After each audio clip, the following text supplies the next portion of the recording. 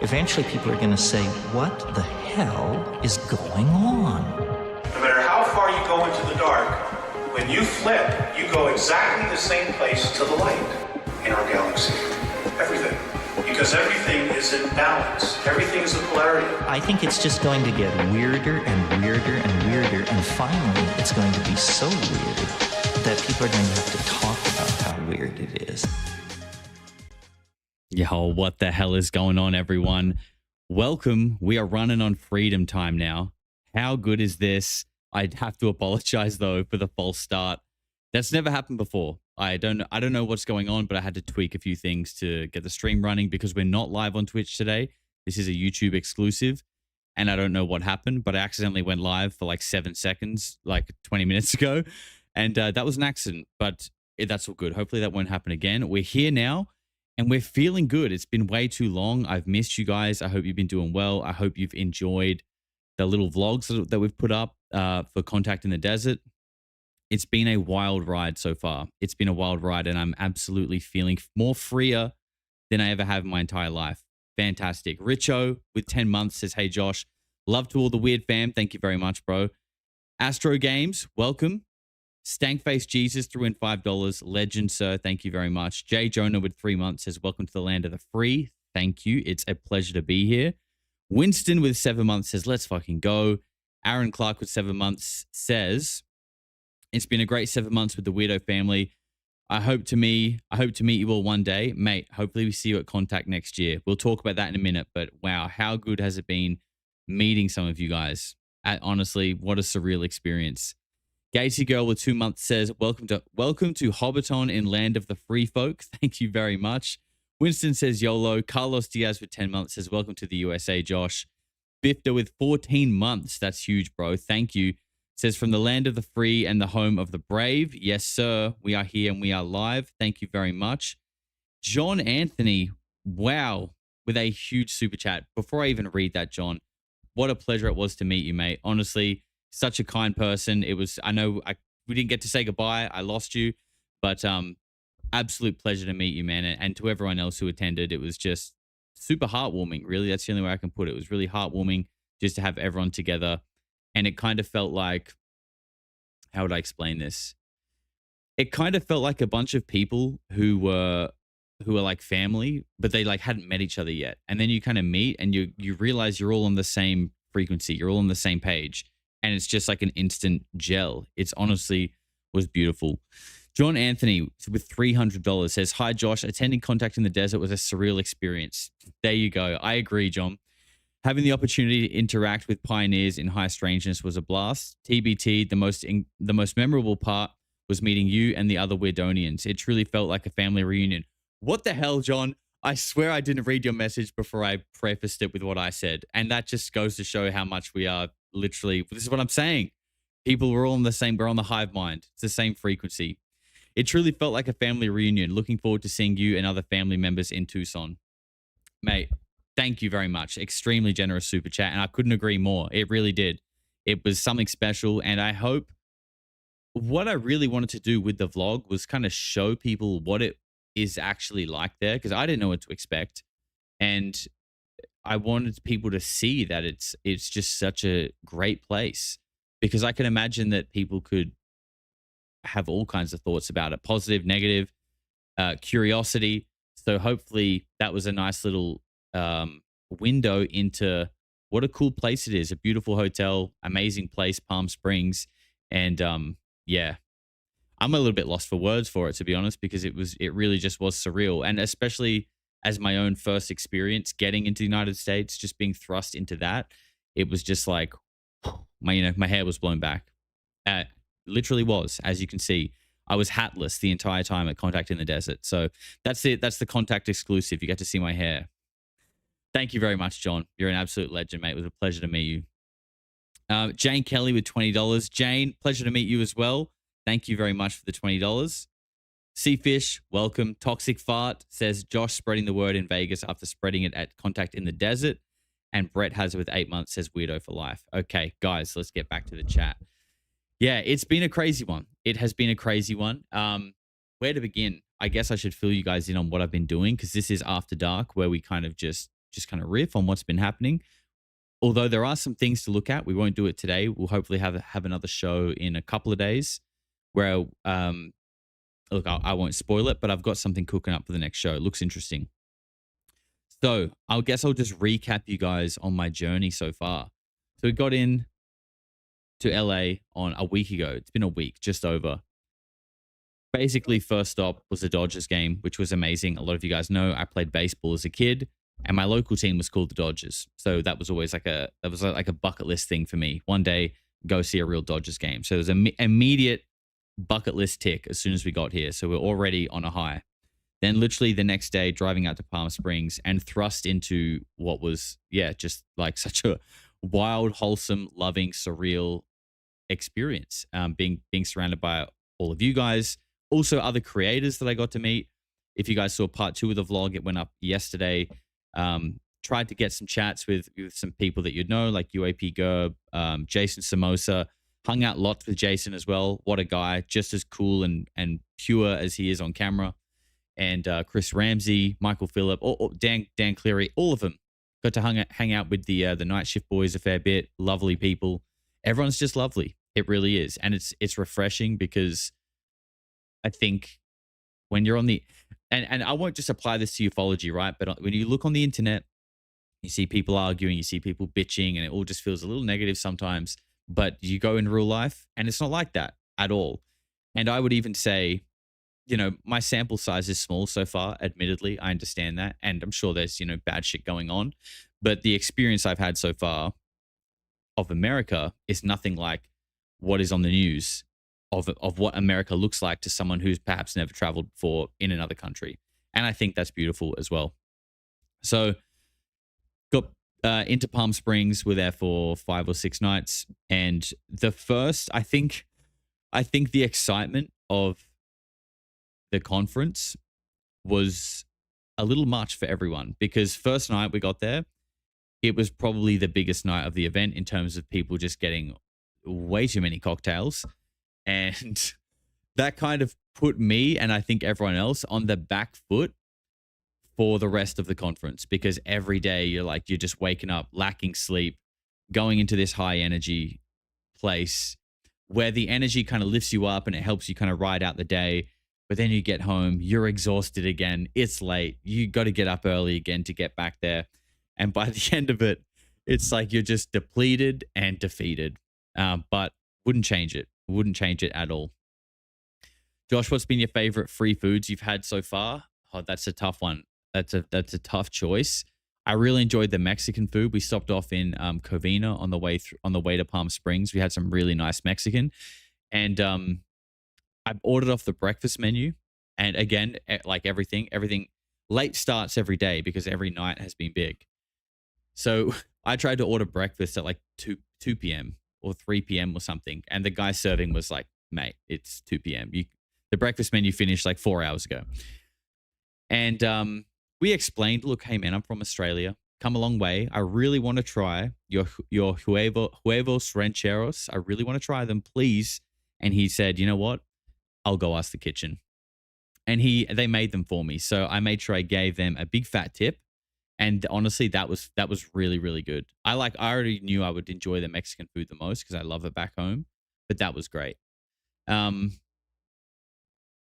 will say as well, the serving sizes are just huge, like ridiculous. Pretty much everything I feel like I could just split in half with someone else, but I'm not, obviously. I'm not, but yeah. The servings is huge, and pretty much everything's been good. Like I haven't eaten anything that I've thought that's bad. It's all like at least like good or better. So can't complain. It's at least on the West Coast, it's very expensive. I paid just under $18 Australian for an iced latte this morning. I'm in Vegas now though, so I get it. But I thought that was funny. Literally tasted just as average as any other Starbucks iced latte. Nothing special, just milky coffee, cold. Nearly a $20 note. Yep. But it is what it is, right? You come here, what do you expect? What do you expect? Everything in Vegas is expensive. Yeah, for sure. Fix your chat. Okay, let me have a look. Yeah, I don't know. Everything was a little crazy today.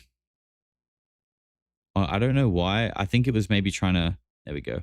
Trying to switch back from streaming on Twitch. And the reason why I'm not streaming on Twitch as well is because the internet here isn't great. And I didn't want to have a botchy stream. So I just thought we'd give it to the YouTube people. All right, the OGs, make sure everything's good, and then we'll kind of build up from there. How did you like the Dodgers game? Amazing. It was an absolute blowout. I think Dodgers were winning like 15 runs to 3 in like the 8th innings. And then, I don't know, I think they brought in a pitcher who doesn't actually pitch. And it ended up blowing out to 10 runs. They got like another 10 runs in the 9th inning or something. Kind of got a little bit dicey actually, but no, it was really good. It was an amazing experience. Kelly, you're still in Dallas? Wow. Staying that extra day really kind of didn't do you any favors, but worth it. Worth it though, right? Worth it. All right, let me catch up here. Tommy Bird with 11 months says, cool to meet you, Josh, at Contact in the Desert. Everyone was awesome. Dude, so I actually met Tommy Bird here in the chat at the supermarket before I even got there. I was lost in the fresh produce section, just wandering around. And Tommy just walked up to me and was like, Josh. And I was like, what the hell is going on? Who are you? He said, I'm Tommy Bird. And I said, oh my God, thank you very much. This is crazy. I'm literally lost in the supermarket. Amazing. Thank you very much, Tommy. That was awesome, man. Thank you for coming up to say hello as well. Jen with 7 months says, thanks to Corrupt NPC, us FOMOs had an awesome time watching your IRL weirdos together. Thanks, Milkman, and thanks for creating Weirdonia, Josh. My pleasure. My pleasure. I never thought it would get this big or this crazy, but here we are. I'm just riding the ride like you guys. I'm loving it. Joan Bro gifted a membership. Thank you very much. Kat Simpson with 16 months says, we miss you, Josh. Was so hoping for a Polarity stream for my birthday, and you have delivered for me and for Heather. It's both of your birthdays today.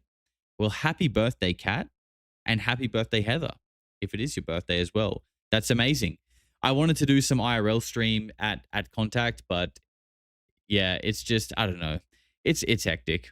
It's hectic. So I just thought I would stick with the blogs. I still want to do some soon.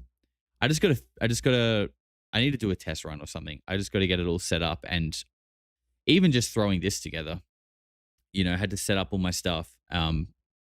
It's busy. It's busy, man. I feel like I haven't really stopped, but we're getting through it. We are getting through it. Yes, it is your birthday as well, Heather. Happy birthday. Big love to you, and to you as well, Kat. How good. Stank Face Jesus says, it makes me so happy to hear all the Weirdo family meet and everyone being so happy. I won't miss it next year. Love to each and every one of you. You better not, sir. You better not. I hope, what I really hope, that the vlogs were the push that a lot of people needed to people who were thinking about it this year, but maybe couldn't, and maybe you just couldn't, but maybe the vlog was like, right, that's it. I'm making sure next year I'm going to do whatever I need to do to make sure we can make it happen. Because I promise you, you will not regret it. You will not regret it. Even if it breaks the bank a little, even if you got to push for it, there's specific, it's not just like, it's not just like going to Tomorrowland or something like that, right? It's like, this is a niche interest. The whole thing of this channel was that I didn't have anyone to talk about all of these weird things. So I just decided to put it out there, and the people who are interested would come to me.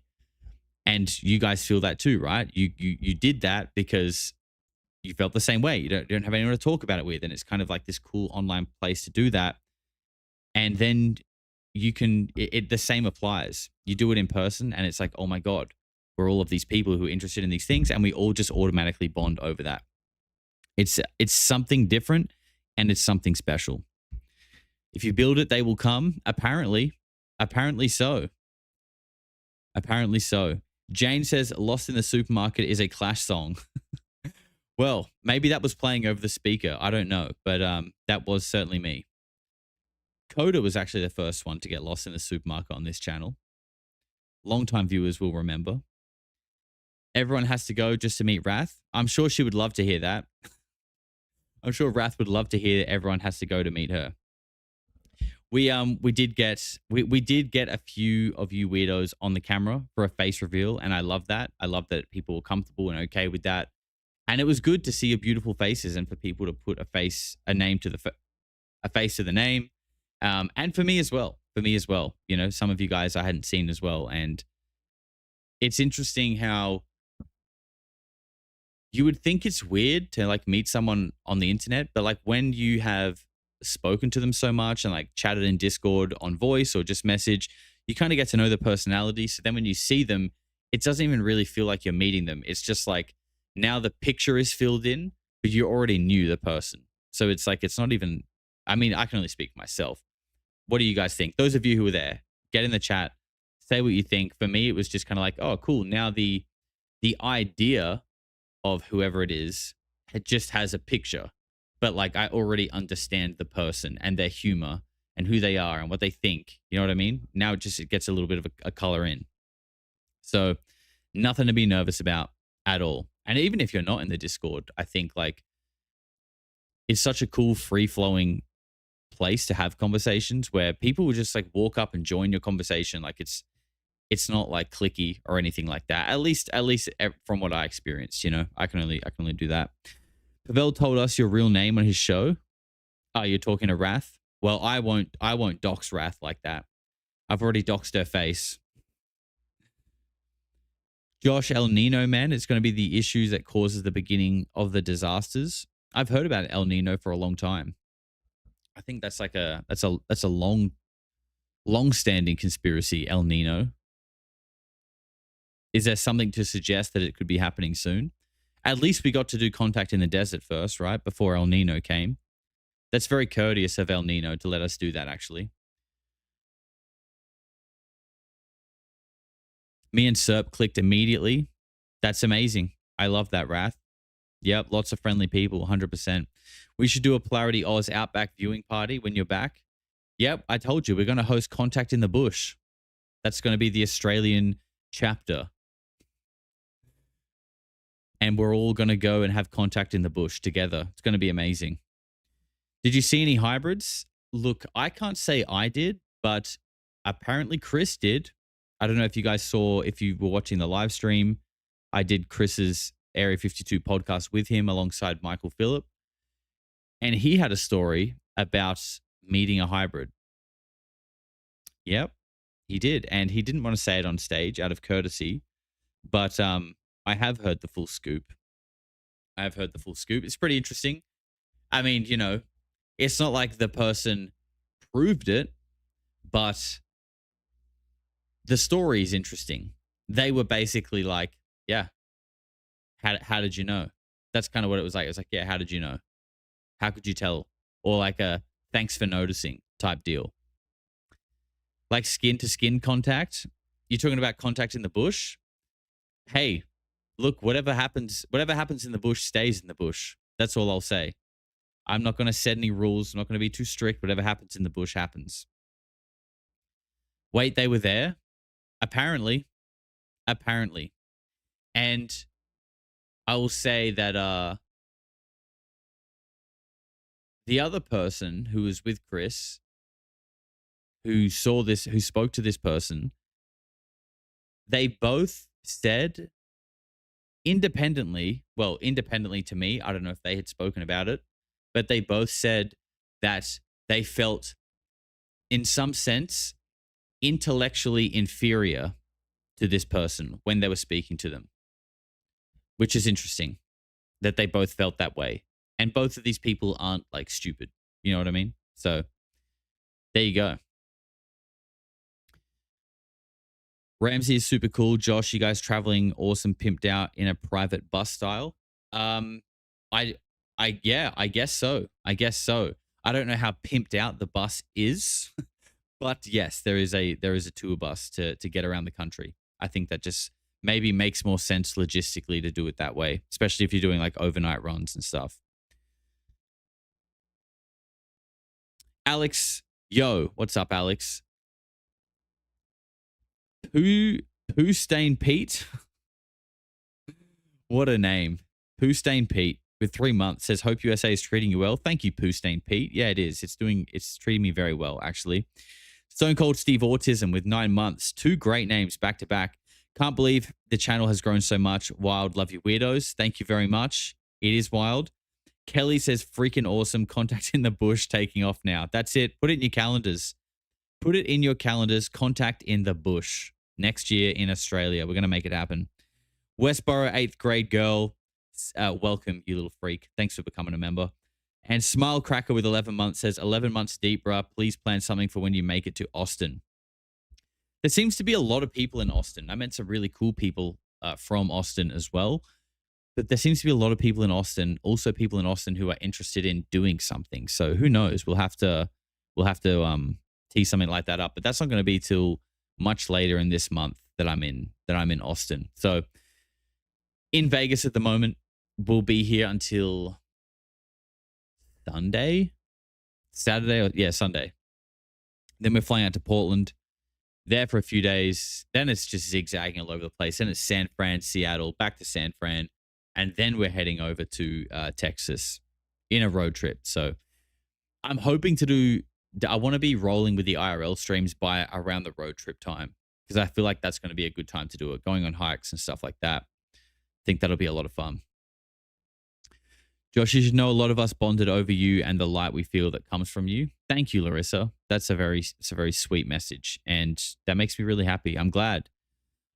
We had a lot of cool conversations like that, or not necessarily about me, but I tried to speak about that in the few little ad hoc appearances that I had in, because Michael Phillip, Third Eye Drops, he had a live podcast on, and it was sort of early in the morning. Well, sorry, I lie. It was at like 11 a.m., but I'd just gotten up.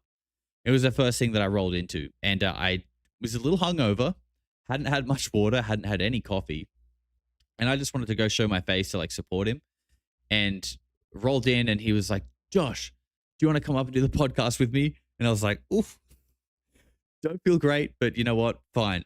Got up there and eventually kind of like, found my way into the conversation and started to feel a little bit better. And yeah, I tried to talk about those things in that, and also with Chris as well, that whatever like the frequency or the vibe is that is like authenticity, that seems to be really magnetic. And I'm not just talking about myself, but talking about other people, because like I feel like it's something you can sense. I got asked a question. I think it might have even been from one of you guys. I can't remember, but there was a panel question during Chris's podcast. So a question from the audience talking about, who do you like to listen to, or something like that. And I didn't really have a great answer, but I was just like, look, ultimately, like, I think if you're in touch with your own feelings or intuitive or whatever, you can feel, there's something you can feel, I think, when someone's being authentic and being honest. And I think it's important to say that doesn't always mean that they're right, though. You know what I mean? That doesn't mean someone who's authentic and honest might not always be right. But I feel far more comfortable trusting and listening to someone who's giving me that feeling, because even if they're wrong, like, that's okay. Humans are wrong sometimes, but at least I know they're not trying to deceive me. So I think that's what's important. And I think that's what you were talking about, Larissa, is like that authenticity feeling that you can get from someone. It's like magnetic. And I would much rather kind of put my chips over there with them rather than someone who feels a little odd and weird, but seems to always get things right. And I would put Stephen Greer in that category, honestly. He has got a lot right, but there's just something about him that makes me feel kind of weird. And I don't know what it is. It's a feeling. It's just like a feeling. So, and I'm not going to point the finger at him and say he's a liar or a grifter, because I can't really prove that, but I can prove in myself that it makes me feel weird. That's all I can say. Josh likes Fox News, in my opinion. It's a fucking weird comment, Jeeps, but fair enough. What else we got here? Hail Satan, Josh. Fantastic. Shout out to Armin. Actually met someone from Armin's satanic congregation. That was really nice. I'm struggling to remember your name. Sorry if you're watching, but that was really cool. That was really cool. I'm hopefully going to go catch Arma's show in Brooklyn, in New York, later in the year. Area 52 announced 4 hours ago that the June shows in the US have to be cancelled. Do you know anything about it? I do not. I only know what he has said, and I believe he shot for some big venues. You know, he was ambitious with the tickets, as we all should be, and I think they just weren't quite selling enough. And he said about they were selling around 300 to 400 rather than like 1,000, which was capacity.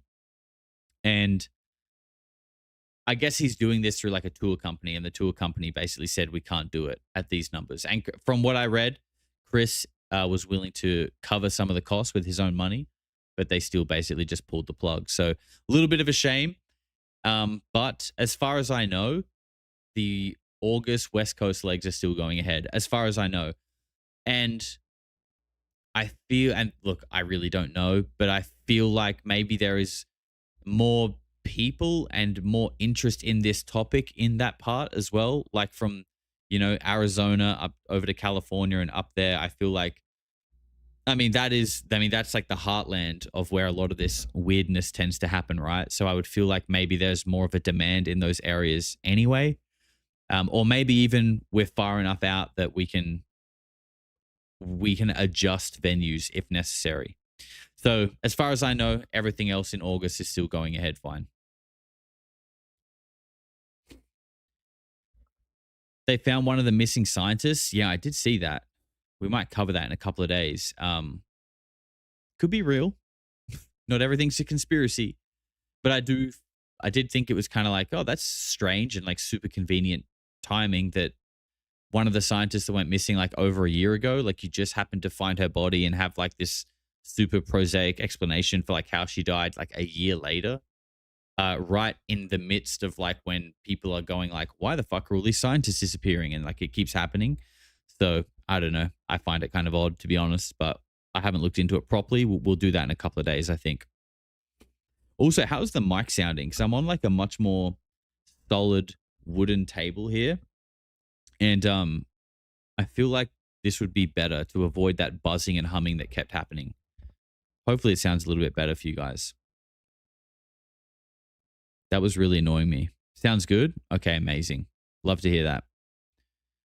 Lovely, lovely, lovely. Okay, what else we got here? Smile Cracker with 11 months says 11 months deep, bruh. Please plan something. Oh, we did that one. Well, there you go. We're doing it again. Plan something in Austin. Toxic Fart. Josh, I should have asked Hides to ask Chris of all the questions he's asked his guests that they didn't answer, which is the one question he really wanted answered. Would you please ask him for me? Mate, I can ask him, but will I remember that question between now and whenever I see him again? Honestly, probably not. But if you can remind me somehow, perhaps leading into the shows, I will do my best for you, brother. Absolutely. I'm probably not going to see him for a little while, though. Hi, Viben says, Josh, are you coming to Florida during your tour of the States? I absolutely am, and I absolutely do intend to ride an alligator whilst shooting an AR-15 into the air. So, yes, I will be getting the full Floridian experience. Thank you. Clarice says, weirdest person you met at Contact in the desert. Ooh. I mean, can you define weirdest? Are we talking like weirdest as in us, like good weird, or weirdest as in like probably wouldn't want you at my kid's birthday party weird? Not in like the kiddie weird thing. Like, I said kid's birthday party because we're all protective of our children, right? You know what I'm trying to say. As bad weird. Define what kind of weird we're talking about. I will say this, okay? There's a whole range of people there, and everyone that I met and interacted with was like pretty much like seemed super cool, super friendly, very kind.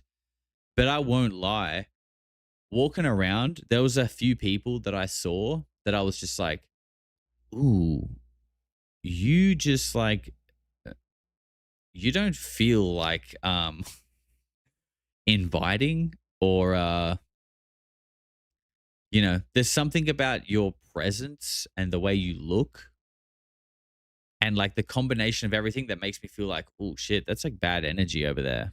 Yeah, I don't really know how to explain that. It's look, it's in the eyes. I'll be honest, it's in the eyes. Sometimes you catch people's eyes and you're just like, that motherfucker looks possessed, just quietly. So there was a bit of that. There was a bit of that, but very minuscule. And I would say that doesn't represent the event like at all. So yeah, I know for the most part, lots of good weird, and I didn't even really meet any bad weird. But I saw a few people floating around where I was like, "You're spooky. You are spooky." Sorry guys, I'm trying to catch up on some chats here, and I'm struggling. Okay, what I might do is might go. Wait. Think we're getting Pine Gap pigeoned. Feds. Hold on. Sorry, guys. Amateur hour here. Fuck me.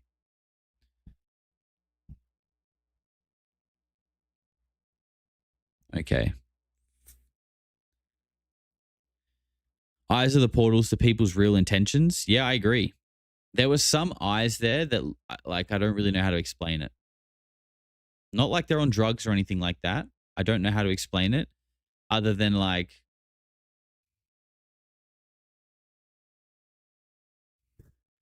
I really don't know how to explain it. Just spooky. Spooky is the right word.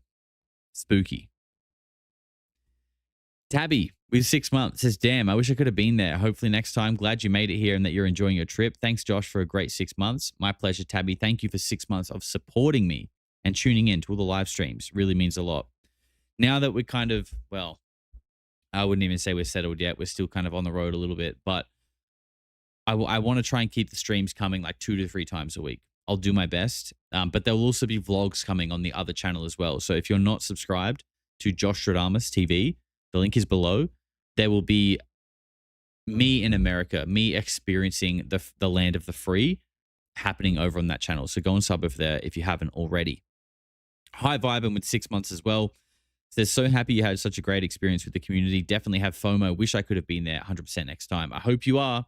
I hope everyone who is tossing up and on the fence a little bit is feeling just like that. They're thinking, I am going to do this next time because I promise you will not regret it. Warhawk with 6 months says, hope you're enjoying the US, bro. Hate I had to miss out this year. Take it all in for the rest of us. Thank you, man. Hopefully you make it next year. I'm doing my best to take it all in. Trust me. Trying to document it and bring you guys along for the ride as best as I can. And Ingrid, welcome back. Thank you very much for becoming a member. Okay, we can put this here now. Amazing. Josh, did you tip your servers? I absolutely did. I absolutely gave them the tip. I gave them the tip and I made sure if the service was fantastic that they got a big fat tip. And if the service was a little below average, they got a slim tip. They got a slim tip because I think that's how it works, right? Am I right with that, Brandon? That's how you play the system. You tip based on the quality of the service you receive.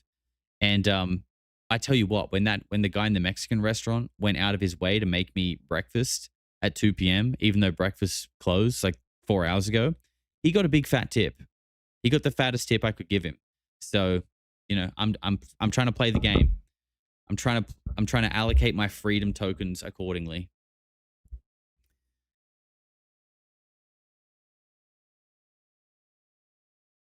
How's my puppy? She's doing great. She's doing very good. She's busy chasing rabbits right now, but she's doing great. Josh, I'm getting worried you're being pushed to the dark side of government disclosure narrative. Interesting. What makes you feel like that, Thea Rose? Why do you feel like I'm being pushed to the dark side? Tell me. Talk to me. Let's figure this out. Why are you feeling this way? Go to a Walmart at 10 p.m. and talk about our culture. I feel like that's the real America, right? Let me just refresh this because shit's getting a little wild. My laptop overheating. It is a little bit.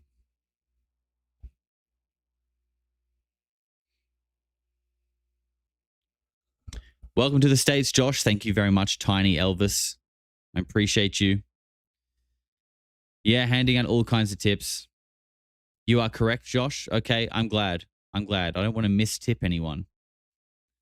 I want to give them the tip that they deserve. You know what I mean? You guys know where I'm coming from, right?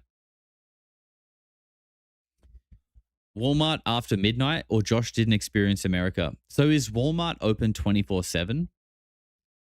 Because that does sound like an experience I need to have if it is.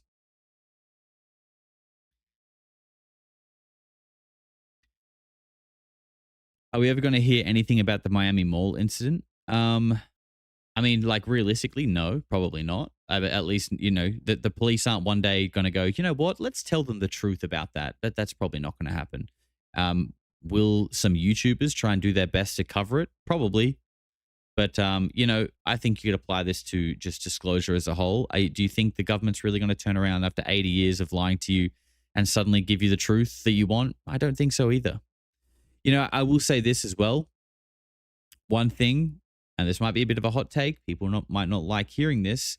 One thing that I learned from Contact in the Desert is I was like, I realized, and some of you might even think this is naive, that I didn't realize it already. But after being there in the flesh, I was like, disclosure is a business. Now, that doesn't mean there isn't like a real motive behind it, but I realized that people are making money off of disclosure, like a lot of money. So in some way, it would be bad for business for disclosure to happen, because then you got to shut down the business. So I think that's something to be aware of. And, you know, I mean, I think if you've been watching the channel long enough, you would have seen that I've sort of thought that way. Like I've thought in that, I've never voiced it like that, but you can probably see like through my frustrations and the way I've like analyzed things that it feels like we're kind of getting led in circles, you know, with like, you know, we got videos of a Tic Tac in 2017. Okay, cool. 10 years later, we get a new video of a Tic Tac that's like the same quality and people are yee-hawing about it. And it's like that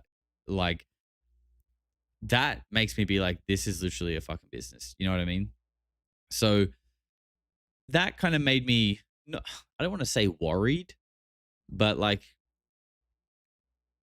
yeah, because I don't know. There's obviously people out there who genuinely want the truth, but do I think it's going to be a, you know, government-led thing where like one day we don't need to have contact in the desert because we've got all the answers? No, I don't think that's ever going to happen, unfortunately. But I don't think that means, but like my thoughts on this, and there were people at Contact in the Desert talking about this, that this is a, like, it sounds cheesy, disclosure is within, disclosure is the friends you make along the way. But like, it is about like kind of going within and becoming a better person, looking inward, growing spiritually, like elevating your consciousness. People are starting to talk about consciousness as a technology, right? It's like a technology that we haven't understood. We think technology is like wires and cables and electricity and all this kind of shit. And I guess it's a form of it, but there is like another technology perhaps between us that we all share that we can discover how to use. And I think like it's that technology that would actually push us up as a species and begin to like elevate us and take us into like a new paradigm. That's what I think. That doesn't mean like, and you know, I still wonder about like the Virginia crash, right? Like I still think beings and biologics are real.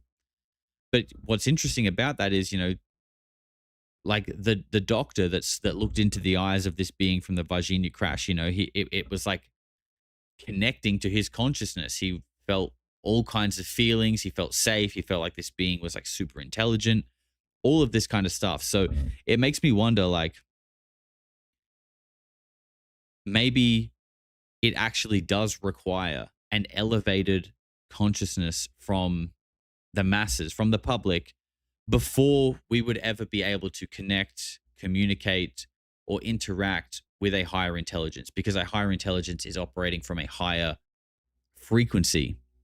So I don't know. That's kind of where I think that's where I think the truth might lie, rather than relying on like the government to like, you know, tell us where they're hiding sources. I don't think that's ever happening. And it's at the point now where I almost think it's kind of funny that not that I think like funny that people would think that, but I don't know. Maybe I get a little frustrated too quickly, but I don't know. I wouldn't hold your breath. I hope I'm wrong. That's one of the things where I'd like love to be wrong about, but it's also one of the things where like, you know, you look into it for a while, you see what's going on, and after a while, it's kind of like, nah, bro. I don't think they're going to be telling us where the sources are. I don't think they're going to be showing you Lockheed Martin's biologics. I don't think any of that is happening. And if it was going to happen in like 2018, when people maybe first started pointing fingers, they've had nearly 10 years to like build a whole new deep underground military base where they could go and hide it in a new place. So like, I'd just stop holding your breath on that, and maybe seeing like what you can do with yourself as a person. That's what I think. But, you know, maybe I'm wrong. Maybe I'm retarded. Probably. We did that one. Old Soul Joe. Just want to say, have fun, Josh. Maybe next year I'll come if I can't find the time. Much going on in my new clean life. Well, and you gifted a membership. Joe, thank you very much. And congratulations on a new clean life. That's amazing. And if you can make it, that would be fantastic. But if you can't, you'll be there in spirit. And I'm sure we'll have some vlogs and stuff where you can come and join along for the ride next time. But as I said, I encourage everyone to make it happen. And if you've never been to the States before, like I hadn't, it's a crazy introduction. The place that they hold it is so beautiful. It's nuts. God's Neilio, just a small tip for all of your great work. Welcome to the US. Well, thank you for the tip, sir. I appreciate it. I'm getting very familiar with this tipping culture. Spoonbender. Hey, Josh, so great seeing you at Contact in the Desert. I should have given you my cowboy hat when I left.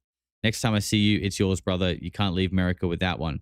Spoonbender, you're the guy that's like, you were like the 6'7" guy at the bar. And we were looking at your cowboy hat going, how cool is that hat? And then you turned around and you recognized me. Is that you? Yeah. Amazing hat, bro. And I'm definitely going to have to get myself one. And thank you very much for the $10. Don't worry. I'm not going to leave with that one. You looked great in it, though, by the way. I wouldn't want to take yours off you. You were killing it. Josh Pavel is in the house. Pavel, welcome, sir. I can't see you in the chat right now, but get yourself comfortable. Take a seat. Got to have a few beers with my man Pavel, actually. It was great. Him and got to sit down with him and Dan, talk UFOs. Absolutely blew me. Man, Dan's first UFO experience really blew me away. That's as visceral as it gets. Crazy stuff.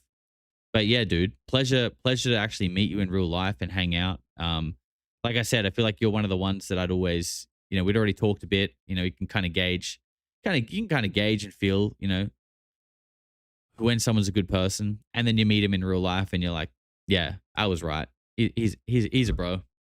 He's a bro. Pavel docs Wrath. There'll be no doxing on this channel. Don't worry. Fear not. Only consensual doxing happens here. Hey Hides with 16 months says, 16 months of Weirdo Fam. Biggest loves to you all. Thank you, Josh, you shit goblin. My pleasure. My pleasure. I am a shit goblin, and that will never change. We are who we are, and we have to accept that. That's the first step. Knowing that you are a shit goblin deep in your heart. I hope you're having a good time wherever you are. Where are you now? In Arizona, Heidi? Looks beautiful, the photos. Can't wait to get over there.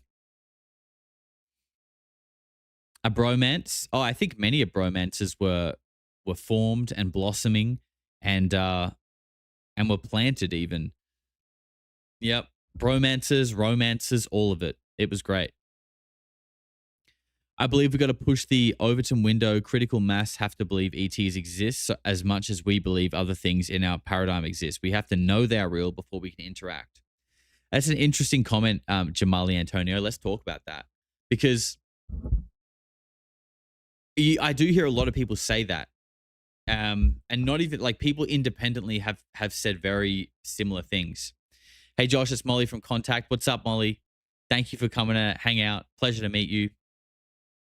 It's Pride Month, Josh. Jeeps, every comment I've read of yours is just so irrelevant to the conversation, bro. I don't know if you're watching the right stream, but thank you for being here either way. Okay. Oh, you gotta love it. Okay, Jamal's comment. People saying you have to believe for them to show up.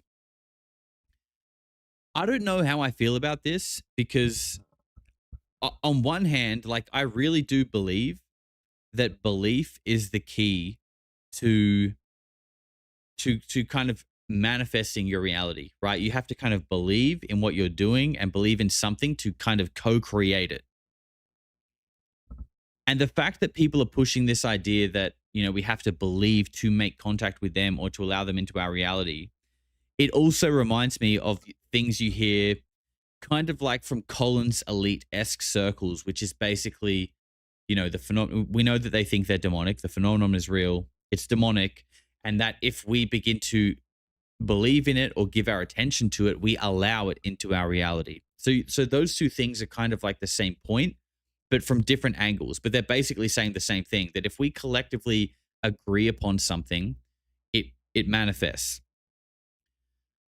So it's like, if we are like, does that mean we are creating the aliens then? Like if you can collectively get the whole world or a, you know, a threshold amount to believe and agree that aliens are real, that brings them into our reality. It's like, well, if that's how it works, does that mean that they technically don't exist now and we are somehow like co-creating, bringing them into our reality? Like, if that's the truth, do we even want to do that? Like, is it like, if we can collectively agree upon something to manifest it in our reality, is an alien actually the thing we want to co-create and bring in? Like, surely there's way better things we could do, you know, like peace, harmony, something like that, that if we could all just agree upon, it would actually happen. It like, if a short gray, you know, the things that are potentially responsible for like abducting people and implanting them and probing, is that what we actually want to manifest in? Because I think we could probably think of some better things if like that's literally how it works. So I don't know. I think there's a lot to that theory though, of like like a consensus, a consensus on something and agreeing at some threshold, some arbitrary threshold, when like enough people are like, yes, it kind of happens. It makes me wonder as well, like, is that what's stopping humanity kind of progressing in one direction or another, right? Because if you need a certain threshold of people to agree to sort of progress in any lane, in any thought, in any idea, then the way that you keep humanity stuck is just injecting so many different ideologies that they'll never fucking agree. And then it's like, no, humanity as a whole can just like never progress because it's stuck fighting over like which ideology is the correct one to progress with. But if you could just get them to agree, then they're going to excel and thrive in like whatever that direction is. That to me, like, that also makes a lot of sense. And then I don't know, like if you apply that to what we were just talking about with aliens or whatever it is, it's like, well, maybe that's literally what it is. And that's why, exactly, sir, that, you know, the cabal, whatever we want to call them, want to keep us divided, because a unified people. And, you know, look, let's talk about the Jews. It's been a week. Let's talk about the Jews. The one, look, people give them a lot of shit, and we all know that using the word the Jews is not the most accurate, but I think it's just the easiest way to explain what we're talking about here. We're talking about the cabal, right? The Chabad Lubavitch, these kind of things. The one thing you can't knock these people for is how unified they are in their belief. And, you know, people say, oh, the Jews run the world, blah, blah, blah. Maybe they do. Maybe they don't. I don't know. But they're certainly very influential, right? The higher up the rungs you go, they're extremely influential. And what is the one thing that they do right? They have a unified belief system, and it's like unshakable, and they look after each other. Like, imagine if all Australians did that. Imagine if all Americans did that.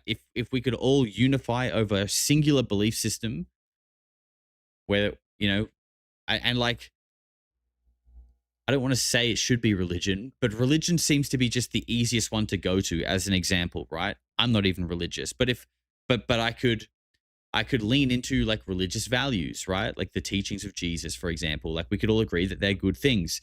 If we could unify around like those teachings and then like look out for each other as a whole unit rather than like looking at each other as like left and right, gay and straight, black and white, like whatever, like all of these stupid, retarded labels that have been created to divide us. If we could just rally around one idea and look after each other, again, I think that's a population sitting above the threshold of whatever this number could be to progress and go forward. But instead, we've been psyoped into hating each other, and now everyone's just stuck and like nothing happens. I think as much as people like to point fingers at the Jews for all of these things that they may or may not be true, one thing that they do right is they're unified and they look out for each other. And evidently, they seem to be pretty successful. So I don't know. Maybe we need to take a leaf out of their book. Maybe leave out the whole, any kind of digging tunnels under the synagogues. Probably leave that bit out. But the rest of it seems pretty good. I don't know. What do you guys think? Hi Vibin says, when and where are you going to be in Florida? I'd love to meet up. It's going to be around the end of July, and I think I can't remember the city name exactly. We're going to hang out with a couple of weirdos, but I'll have to I'll let you guys are going to know where I'm at, right? And I'm going to be in Florida for a while, but you guys will know where I'm at because I'll be streaming in all these places. So just stay up to date. You'll know it's not for a little while in Florida. We're doing the West Coast first. KK Loco gifted 5 memberships. KK Loco, thank you very much. That's very generous. 420 Breezy says, got to go with the homies, man. Finna see some nature. Y'all stay safe. Much love, y'all. Thank you very much, 420 Breezy. Shout out to you, bro. And the cat. I hope P-Shaw's doing well. Sean Benson with 6 months says, hey, weirdos. Glad I got to meet you all at Contact. Hope to see you all again next year. Sean, it was a pleasure, bro. Absolute pleasure. I don't actually think I got to say goodbye to you, man, but it was awesome to meet you. Glad you also made some new friends as well. And that's what I loved as well. There were obviously a lot of us in Discord that had kind of organized to come together, but there was also people who obviously recognized me, and basically everyone that I met, I was like, yeah, come hang out, like come join. We're like an avalanche here. We're just building as we go. We're building people and size and momentum. And I feel like a lot of those people that did just kind of jump in, they also made a lot of new friends as well. So next year, it's only going to be bigger and better. Oh shit, I'll be in Florida end of July. Maybe I'll see you there, Tabby. Maybe I'll see you there. We need to shine with the light we have, even if it's black. I know it's confusing for everyone, but love is quantum, but love is what you feel. I love it, Horus. Great message. Actually, I've got guys, remember I said I have a whole bag of trinkets to show you guys? So I was giving away stickers at Contact in the Desert. And a lot of people had things to give back to me. So should we do a little trinket gift review of all the little things I got given at Contact in the Desert? I mean, we can start off with these. This is just two of many shape boxes that were gifted to me. We'll be going through those later. I've already finished one box. Just a little taste of home. Trinket haul. Yep. It's coming up. The Dodger style Polarity shirts were great and on point for your shirt. Yes, they will be up in the store very soon. Yep, the Dodgers Polarity shirts will be live in the store, hopefully in the next couple of days. Just bear with me. Bear with me with that one. And let me just fix up the chat. Actually, you know what? I think it's fine. We can work with that. Okay. From Fawn, yes. Yeah, I think those 2 boxes were from Fawn. I think Heidi got me some boxes as well. Tim got me some boxes. I'm shaped out. I'm absolutely shaped out. Very, very generous to have so many people supporting me with boxes of Vegemite shapes. You all know me too well. Jamal Antonio with 7 months says, I like how you think, bro. Great breakdown. I'll make sure to catch up with you when you touch down in Florida. Peace and blessings on your travels. Thanks, man. I'm glad you're vibing with it. Means a lot. All right. Never had them. Oh, 6. You're missing out. You're missing out. My friend, you're missing out. All right. Let me see if you guys can, make sure you guys can see. Okay. Might have to switch it up a little bit here. If we go.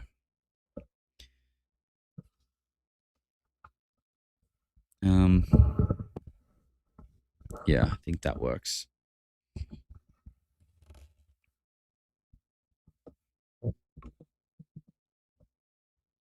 Okay. We've actually got room at this place. I have a table that's bigger than my forearm. Basically, I was working off forearm tables my entire time in Asia. But I've actually got a proper table here. Fantastic. All right, we're just going to dump them all. See what we got.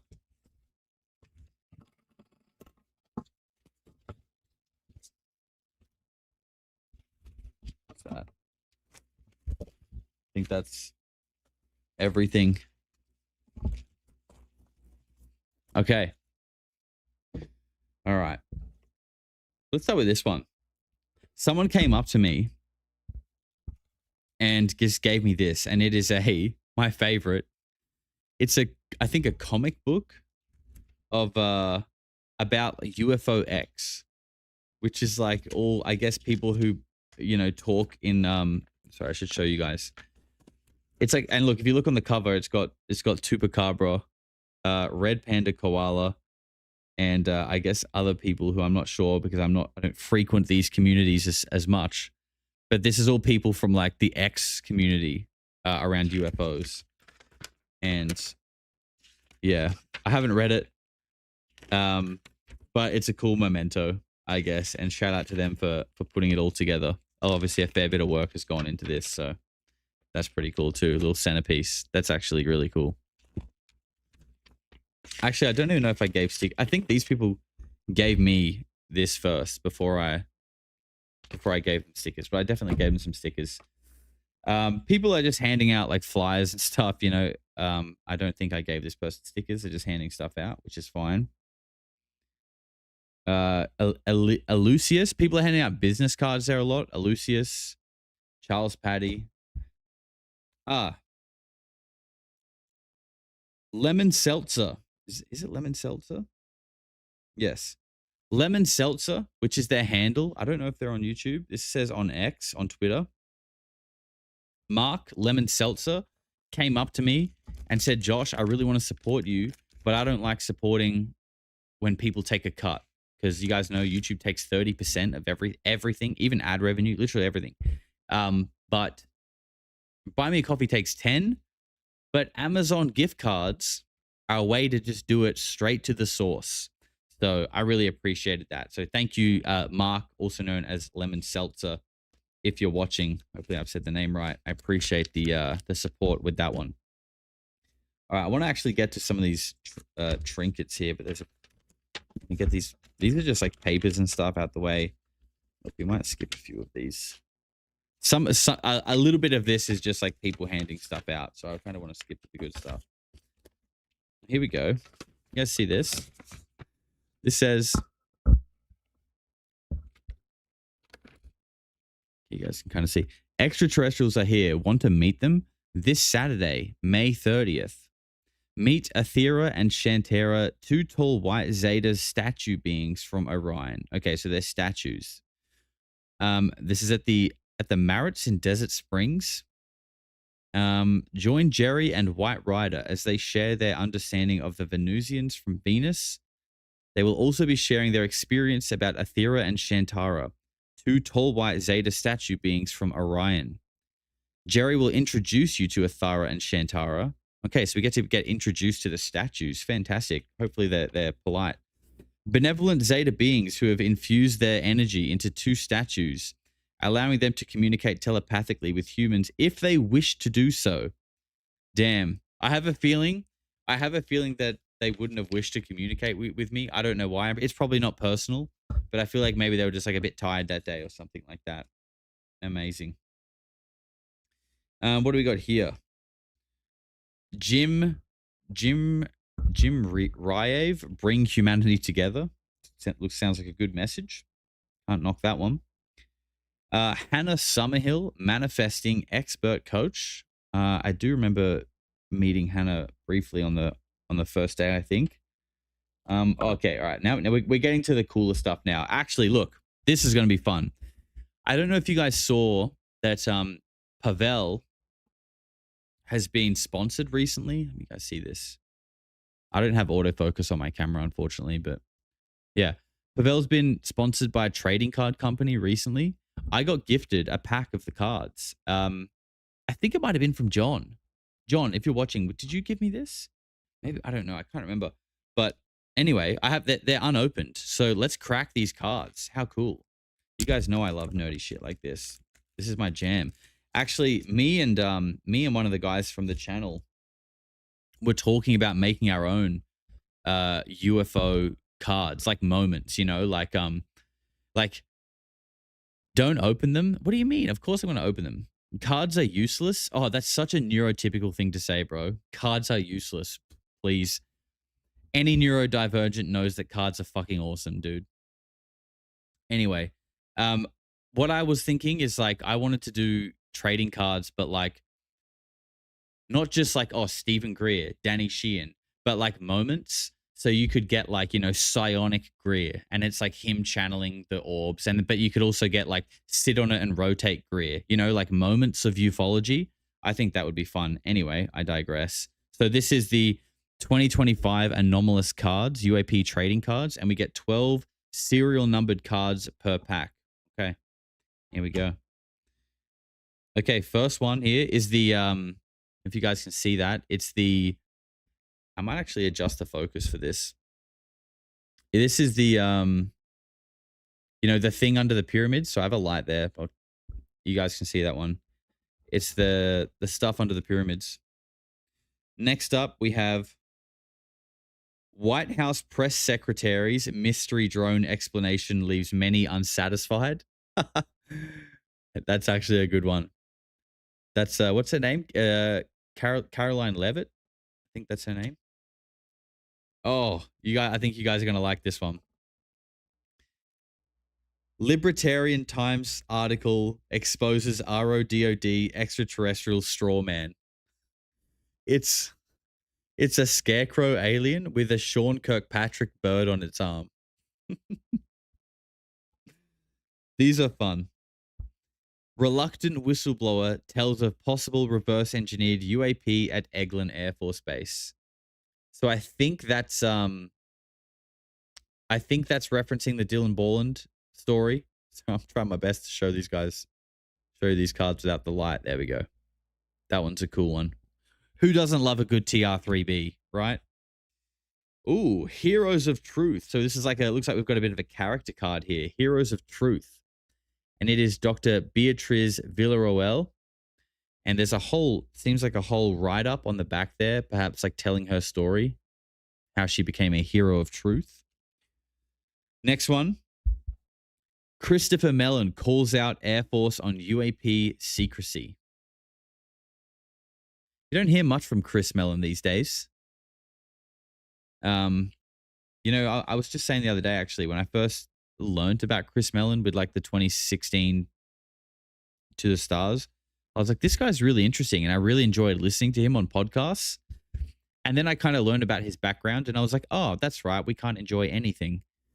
Next one is UAP program manager Lekatsky shares disinformation concerns on weaponized. There we go. Nice photo of Lekatsky. I do, because like I said, when I was thinking about doing my own sort of trading cards, me and Moldy Potions were looking at throwing something together. One of the big concerns that we were thinking of, you know, we were like, you know, can you just use someone's photo like that and like sell it? Or do you have to like stylize it? You know, instead of it being like James Lekatsky, would it be like Jim Domkrapsky? You know, like a little play on names, and you got to like change how they look a little bit, but like you sort of know who it is. I don't know. I wonder, like, I mean, you guys love suing people here. Trust me. You guys love suing people. So trust me. I'm sure if there's money to be made here, these people are getting sued 100%. This is Ross Coulthard issues controversial claim that 2004 Tic Tac was Lockheed Martin tech.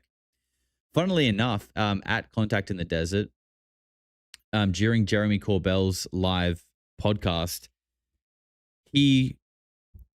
well, look, I'm not going to say he threw shade at Ross, but sort of indirectly did. He was basically like, oh, and people are saying that the Tic Tac was made by Lockheed Martin.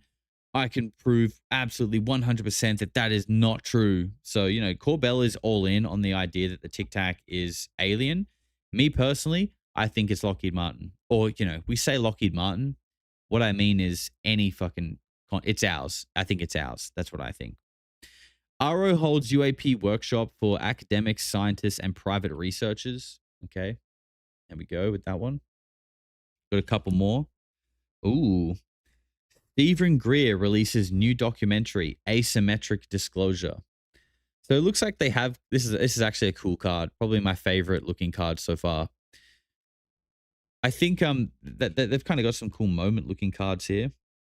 Jay Stratton confirms long-standing role of FBI in investigating UAP. Then we have former director of National Intelligence, Tulsi Gabbard, discusses UAP on Pod Force 1.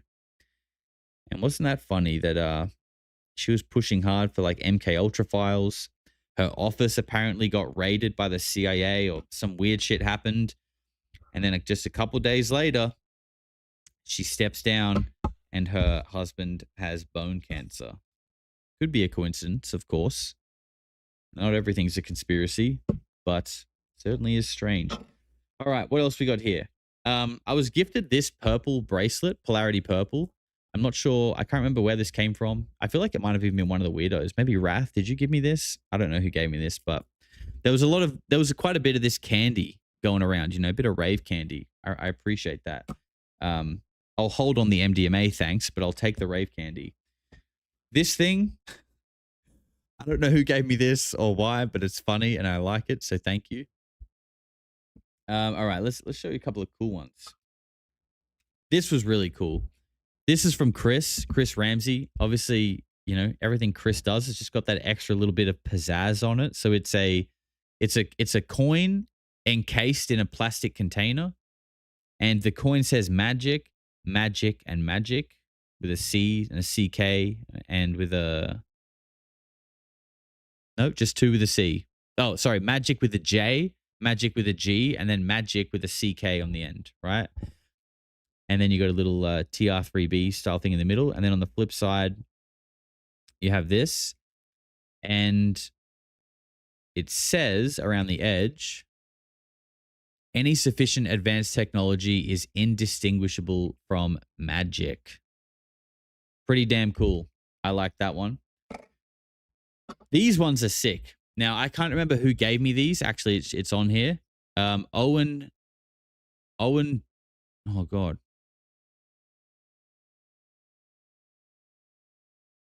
Owen Duensel. Sorry if I'm butchering that, Owen.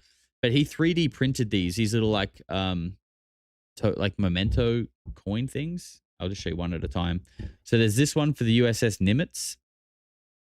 You can see there it's got like a little Tic Tac on it. USS Nimitz Tic Tac 2024. So they're like coins, but they're just plastic 3D printed. And then on the back, it's got his X. So Owen Duenel. Sorry if I'm fucking that up. And Commander David Fravor. I thought that was kind of cool. And this one is TR3B, Contact in the Desert, 2026. I thought that one was really cool as well. And basically just the same on the back. The truth is out there. So these are nice and light, 3D printed. He said he did it himself. That was pretty cool. I have no idea where this came from. It was just in my bag, and I can't for the life of me remember what it's from or who gave it to me, but it's cute. Little alien holding a basketball or something like that. Thank you to whoever that one came from. Got a little badge from the Doomer Friday boys, a little like a pin to go in a bag. I also got one of their exclusive t-shirts that only they were wearing. So the Doomer boys had t-shirts that said Doomers in the Desert. And they gave me one of them. So I thought that was really sweet. And they hooked me up with a little pin here. So shout out to the Doomer boys over at the night shift. Okay. This is from Jordan Crowder, Conscious Observers. This is a sticker, which is pretty sweet. I was handing out a few stickers as well. I really like the artwork on that one. Got a couple of cool business cards here. One was from Rob at News Nation. Rob is the new what should say it on here? Research and producer for Ross Coulthart. So Ross Coulthart recently was looking for someone to work with him. That was Rob. I got to meet him there. Seemed like a nice guy. Got his card. Also got to meet Gino from the Y-Files. So he's the executive producer, and he's AJ's brother. Again, really nice, humble, down-to-earth guy. I feel like sometimes we assume that people working on these big channels or from big companies, big bands, whatever, that they're going to be, huge egos. And I'm sure that is the case sometimes, but definitely not with Gino. Just like another human. And this is the coolest one that I got. Now, this was from Luigi Venditelli, who did the S4 documentary, and he gave me a Polaroid photo of the sports model. And I mean, obviously, it's not an actual Polaroid taken in person, obviously, but it really is like a Polaroid. You know what I mean? Like it's got the whole thing going on. So I don't know how he did these. Maybe just printed from like his Blender program onto a Polaroid picture, but this is my favorite thing. Now, when I mentioned in the vlog, shake it, there we go. When I mentioned in the vlog that I got a cool thing from Luigi, everyone was like, "Oh, it was a little TV thing."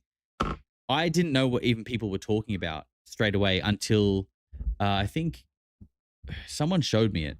But basically, look, he probably just ran out by the time I spoke to him, guys. He probably just ran out, and that's why I didn't get one. I'm sure it's nothing else. But what he actually had was he had these little mini CRT TVs, and they came in like a hard case, right? So you like pop the little case open, and it was just like a mini TV, a mini CRT TV that you could just turn on, and it played the entire S4 documentary on it. Like, just such a cool little trinket that those like little touches are just so cool, and they just make, for fans and stuff like that, just really nice little memento gifts. So I think that's all the trinkets that I got. So yeah, and that was all really just from handing out stickers, and swapping and sharing with people. So like I said, everyone's super nice, everyone's super friendly, and there's lots of cool little things, memories to collect, both physical and non-physical. Lucas with 10 months. It's so great to see so many lovely weirdos making real life contact in the desert. The love was palpable, could feel it all the way down here in Oz. It certainly was. And I'm glad you guys were still in the Discord, kind of joining in remotely, and that you guys were kind of getting in on those vibes, because they were immaculate, truly were. You think people were handing you stuff at Contact in the Desert? Just walk through the Vegas Strip. Yeah, I mean, I'm sure they're probably a little bit different. These things are kind of a little bit, a little bit meaningful, stuff like this. I think this is kind of special. I'm not sure that's going to have the same vibe when we collect stuff on the Vegas Strip, but we'll probably see very soon. We might even go for a walk later tonight. Mark with 7 months says, Polarity Weirdo Family, the best out there. Thank you very much, Mark, for the 7 months, bro. Appreciate you, man. And Pool Player says, hitting any pool halls in Vegas, banging balls is pretty nice. Have fun. God, I love when people just embody their character, when they make their account name and they just role play like that whenever they speak. I think that's amazing.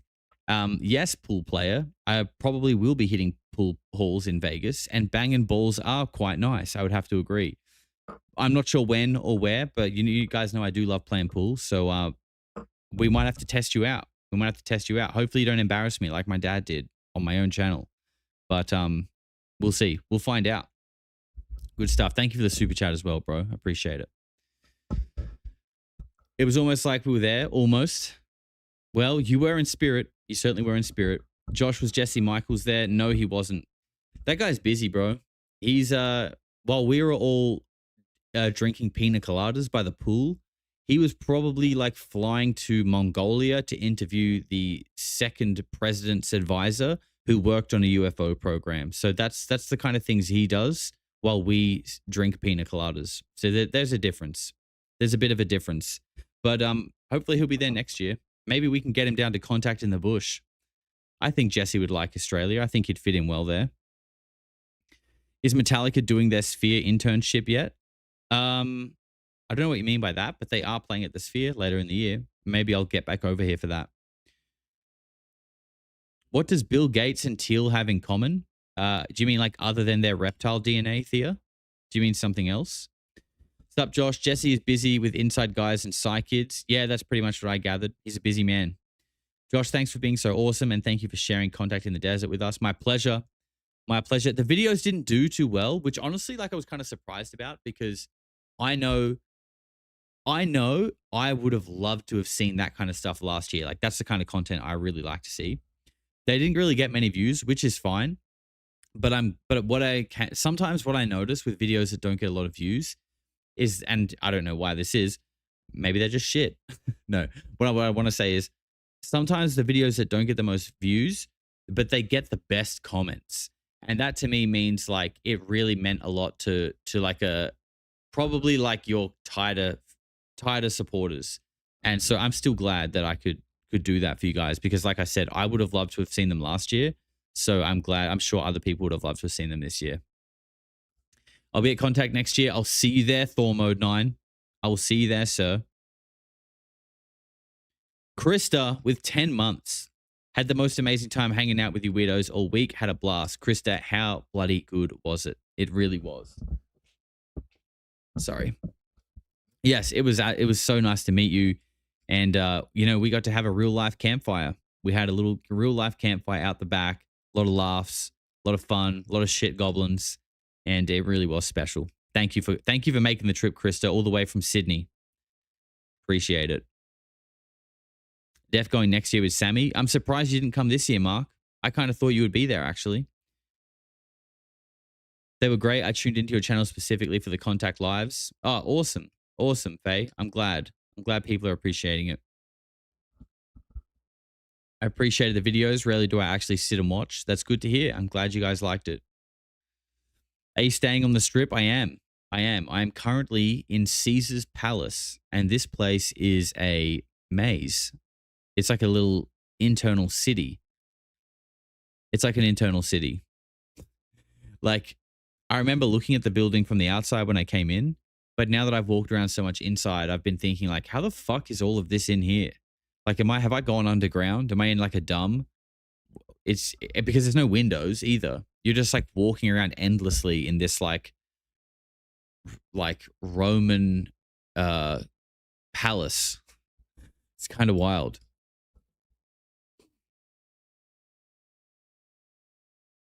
The UFO X pamphlet reminds me of Jehovah's Witnesses pamphlet. Yeah, I haven't read it. I don't know if I will, but I will definitely keep it as a memento, because I think a lot of work's gone into it. So I think it's cool. Yeah, come and join the Discord. It's free. Discord is free. I will say though, a lot of the action and the life is behind the members section, which is only $5 a month. But that is where the voice chats are happening. That's where people, I would say, are really connecting. And that's, it's not got anything to do with like the money paywall. I guess it's just those are the people who are obviously like more invested in the channel and willing to put the time in to like get to know people and chat and host movies for each other. And that just seems to be where it is. So Discord's free, and there is a lot of conversation and cool stuff happening in the free section. There's a lot there. But I will say, like, everyone who kind of met up were really from the members section. Josh, why did Bledsoe sound like Mr. Mackey? I actually did kind of notice that as well. I don't know why Chris Bledsoe sounds like Mr. Mackey. Okay. I don't know, but he does. He does have his voice is like very soothing. I will say that. His voice is very soothing. Orbs are bad, okay? Football chatter. Yeah, a lot of chat about football chatter. I was kind of half paying attention when he was talking about that, and maybe this is what he meant. But one thing I thought, I gave you guys my thoughts at the end of the vlog about the whole summoning orb situation and how people were feeling. But one thing I thought is that, when Chris often talks about his experiences, and he'll say he had an orb just over his shoulder, that right in front of him, 6 feet away, whatever. That definitely didn't happen at the event, right? That doesn't mean he's a fraud, but like nothing really. We definitely did see a few things. It was like, I don't know what that was, but nothing that it was like conclusive. You know what I mean? But what I find interesting is that a lot of this stuff is about like intent and like unified, focused intent. So it's like, how effective can a Skywatch be when everyone there is on like total different levels? Like you literally had like a whole bunch of people going like, that's a fucking satellite. Then you had a whole bunch of people like singing like spiritual hymns, like, definitely bordering on like some, super like a religious, cult-like activity. You know what I mean? So just a huge contrast in obviously feeling and intention and open-mindedness to the experience. So again, coming back to what I was just saying like 20 minutes ago, you don't have unified belief. You have fractured belief.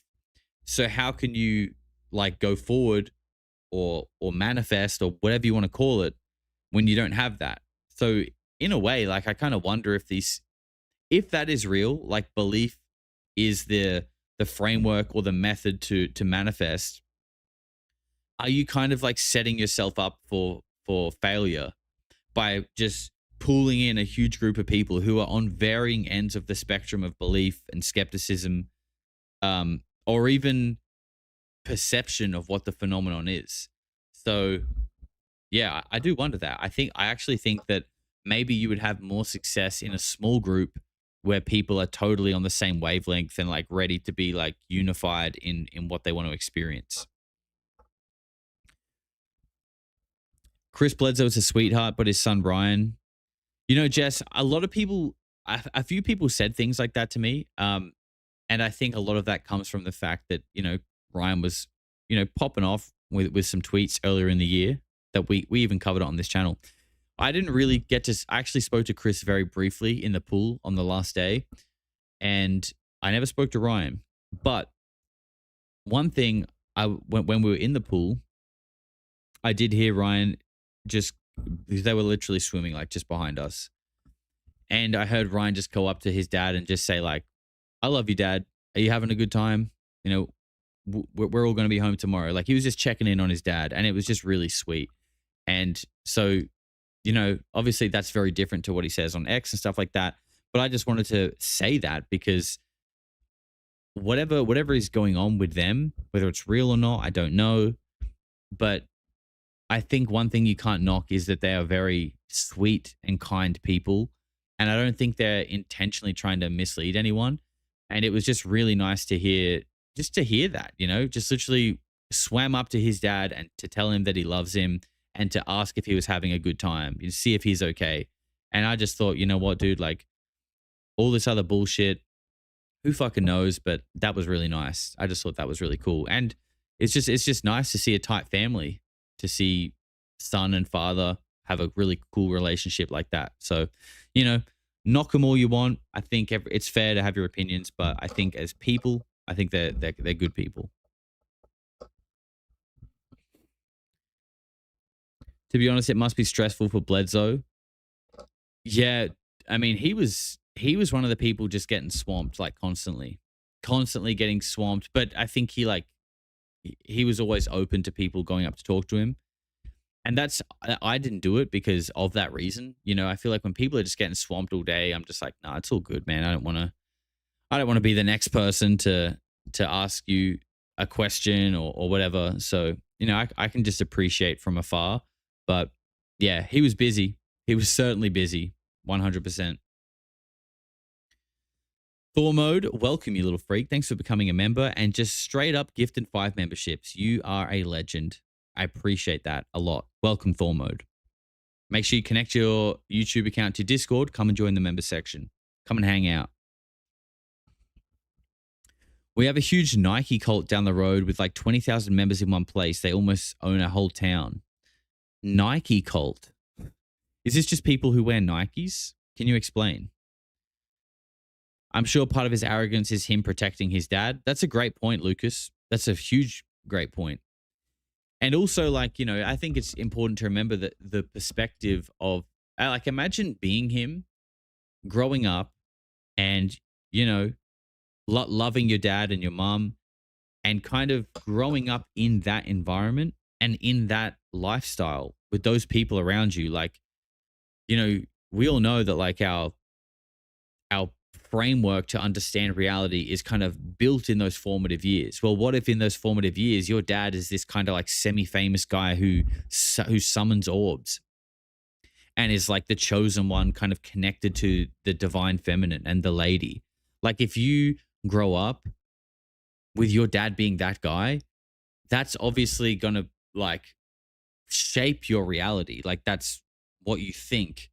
So in a way, you could almost like be like, oh, I understand why he's so like dogmatic and maybe almost like aggressive in the way that he sees things. That doesn't excuse you for being like, you know, arrogant or anything like that. But, you know, like with anything, understanding someone I think is the key. Doesn't mean you agree with them, but once you can sort of understand someone, it kind of removes like the frustration or like the anger or whatever negative emotion you want to hold, right? If you can just understand why it's like that, it's kind of like, okay, I don't agree with it, but I get it. Nike for looks, Adidas for comfort. I don't know. I think they're both pretty good. I'm quite partial to a bit of sportswear personally, as you can see with the hat. Jason Samosa, yep, he was there. What a guy. What a legend. Him, me, Jason, and Reese, the UF Aussie, we got quite drunk on the first night. Quite drunk, actually. Very good, though. We all had a great night, I think, but I think we all woke up the next day feeling a little rough around the edges, and it put us on the back foot for the rest of the conference, but still had a good time. Cold plunge. Yes, the cold plunge, man. I don't know where that cold plunge was. I could have done with that. We didn't have a cold plunge where I was staying. Hopefully next year, I want to stay at the hotel, especially if there's a cold plunge. Yeah, the dark and stormies. The dark and stormies. Aussie's getting drunk? Never. I know, right? He was a bad influence on me. No, I have to take responsibility for myself. I said yes. I ordered my own pina coladas. I did this to myself. You want a Foster's? Oh, mate. I went to an Outback Steakhouse the other night, and it was so funny the way that they title the way they title their food on their menu. It's just so like stereotypical and like nothing like we would ever say back home, really. But one of the first beers on the menu is a Foster's, and I was like, that's interesting. Maybe I should get one because I've never tried one. We don't drink it.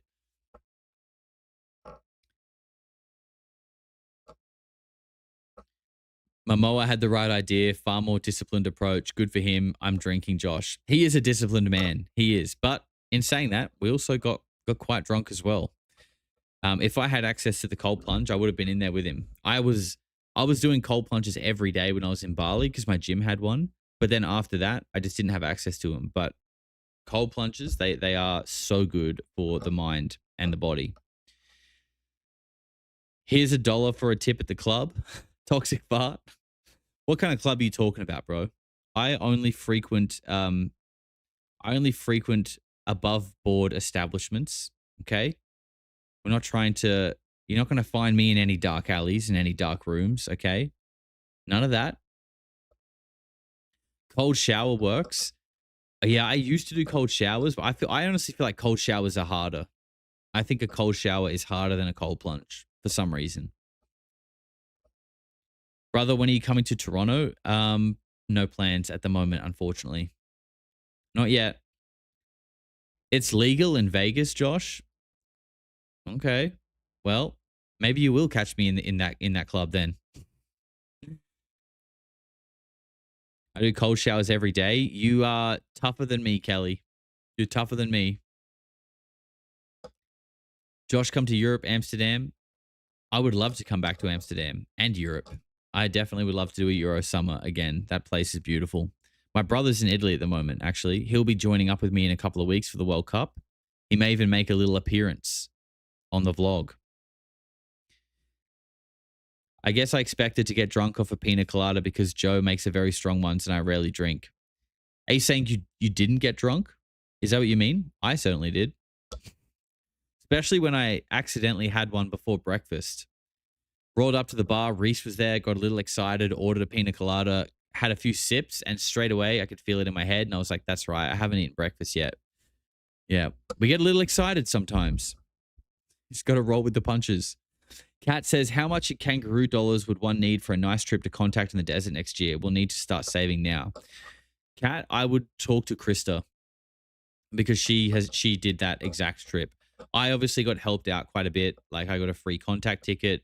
I split an Airbnb. So, you know, it just depends how you want to do it, how cheap you want to do it, I guess. But there are a few things. Hey, look, actually, I'll tell you guys this.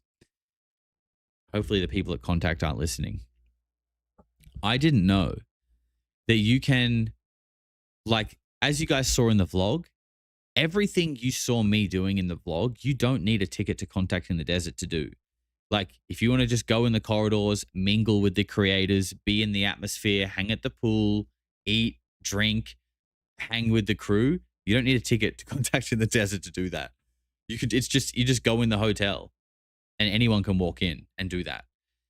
If you want to go to any of the speeches, then you need a Contact in the Desert ticket. And so, you know, if you're really tight for money, maybe you could look at the schedule and be like, okay, given how expensive it is, I can only afford one day. I think I'm just going to buy a ticket for Saturday because it's got most of the things I would like to see. And then for the other days, I'll just go and hang out. You can go in the pool, are you sure? Yeah, so the pool area was gated by like a fence that you need to be staying at the hotel. But like there's enough people around that like people just let you in. I even saw people just walk up to the gate and like lean over the other side and open it. Like it's a free for all. It really is. So yeah, if you're tight for cash, you could probably just pick a day or honestly not even do any day and just hang at the hotel. But you know, you didn't hear that from me. Do what you want. Hopefully I might even be presenting next year. Maybe. At least Jamie asked me if I would be open to doing it. And I said, yes, of course. So obviously, if you do that, get your one-day ticket on the day that I'm going to be presenting, of course. But let's not get ahead of ourselves. Maybe that won't happen. We'll see. I would like to do a live podcast. I wouldn't want to talk. I wouldn't want to do like a presentation because like, what am I going to talk about? I would like to do this live. I feel like that would be fun. I feel like it would be weird having the live chat audience in front of me, but not actually chatting. Maybe it could just be like a, you know, I would like to make it more like a stand-up comedy in the sense where people could just heckle me and we could just go back and forth. I feel like that would be the closest setup to this that we could do. And I think that would be a lot of fun. And a lot of the talks that I did go to, I actually found myself kind of like dozing off a little bit. Not because they were boring, but because, well, one, the rooms were really dark. And it's because they're speaking in like a very serious manner and it's sort of slow and you're sort of like tired and hungover. And outside it's like pumping. And then you go into these rooms and it's like the energy just drops a lot, which is normal if you're going to go listen to someone talk. But if you're like kind of tired and it's just like, it's almost like, I don't know. It's just a massive energy change. So like I actually found it hard to stay in there for too long because my head would just start dropping in my seat. And it's not because they were boring. It's just like a massive vibe change. You're doing it big, Josh. Good on you. Ned Kelly would be proud of you. Thank you. Shout out to Ned. Pina colada. There'll be many more of those next year. Absolutely. Get a clipboard and a hard hat. You can go anywhere and do anything. Yes, a clipboard, a hard hat, and a high vis vest. You're exactly right. No, and a big dash of confidence. Yep. Hard hat, clipboard, high vis vest, and walking like you're meant to be there. Nobody's gonna say a thing. You're damn right. Armin is in the live now as well. Is he? If he is, Armin, I actually met one of your satanic congregation members at Contact in the Desert. Really nice guy. He primed me. He gave me a little bit of warning. He asked me if I was ready to see your show in Brooklyn. And I said yes. And he looked at me with a look that said, no, you're not. You think you're ready, but you're not. Now, I don't know what that means, but he basically said, I'm going to be initiated. And I said, okay, sir, let's do it. So let's go. I'm here for it. I'm here for it. How about a live at Mount Zeal, Josh? Perhaps if we ever do a road trip up that way. Mount Zeal isn't close. It's quite a long way away. But if we ever do it, I would absolutely live stream it for sure. No wonder you were hungover, the sugar in the pina colada. Yeah, and everything else. And the tequila, and, you know, it'll all do it. Just wear your Josh face mask and you get into everything free. Not quite. Maybe one day. Bunch of XLR cables, black t-shirt, black pants, and a lanyard. Easy access to concerts. Yep, that's another good one. Josh, you for Bashar, or you think he's a fraud? I don't know about that one. I don't know about that one with Bashar. All I know with him is that the things he says work. And this, but this is the one thing that really flips me up with him. Obviously, the idea of like channeling an alien called Bashar it's a hard thing to believe. I totally appreciate that. But what flips me out so much, and I don't know how you fake this, is that when he is asked a question live, and these are not easy questions that he gets asked. They're like, often they're like deeply profound and almost like hard to understand. He just replies like immediately and will go on this long-winded, super deep, like really like intricate answer that is long-winded without taking a breath. Like there's no there's no He gets asked the question and he's just like, boom. And he will fire away for like 2 minutes going like super deep. And I'm just like, how the fuck can you do that live when you don't know the question? Like that to me is one of the things that makes me be like, is he literally channeling an alien or something? I don't know. I really don't know. But that to me, I find interesting. And the fact that I think the things that he says actually works. So.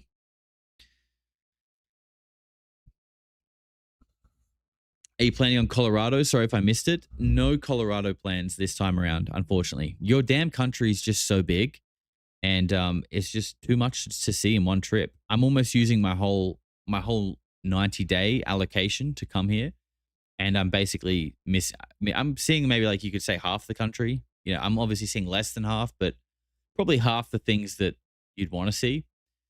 So, you know, man, your country's so big. It's so weird to me. Like driving from town to town, and you know you'll drive like 2 hours, and it's like you're in the bush, you're in the desert, whatever, and then you arrive into this new thriving town.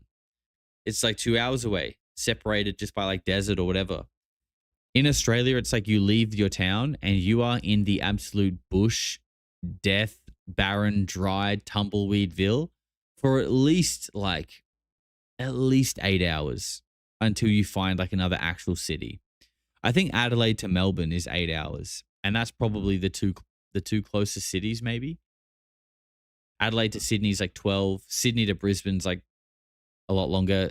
I've driven Brisbane to Adelaide. That was like 24, and Brisbane to Adelaide, literally nothing in between. No, nothing in between.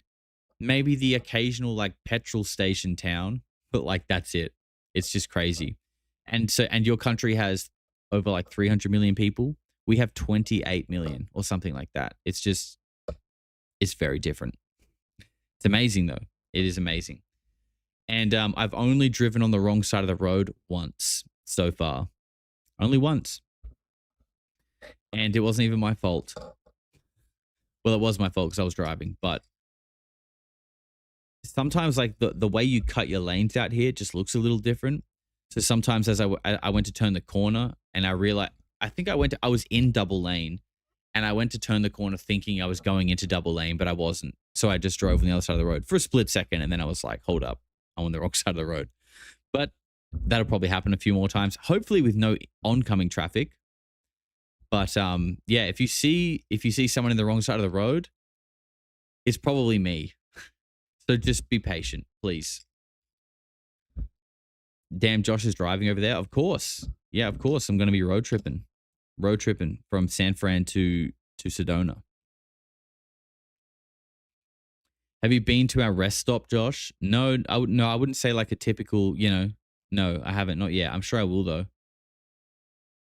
Rest stops are the underbelly of American culture. Don't worry, I'll be hitting them. I'll try and vlog one for you guys. Melbourne to Kansas, 24 hours. I feel like it'd be longer than that.